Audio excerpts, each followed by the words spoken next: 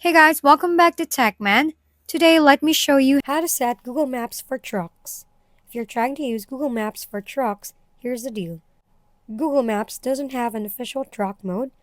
It won't account for weight limits, hazmat restrictions, low bridges, or commercial roads, but you can still make it work with a few tweaks and companion apps. One of the most common methods is pairing Google Maps with a track navigation app. Apps like Sagic Truck GPS or Truck Map can calculate your truck's safe routes. You just need to enter your destination in the truck app, get your route, then open it in Google Maps for live traffic updates and visuals.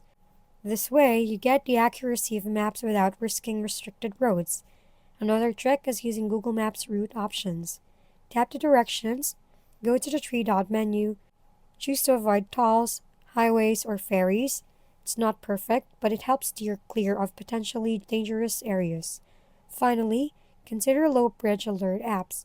This will notify you when a low bridge is ahead, something maps alone won't do.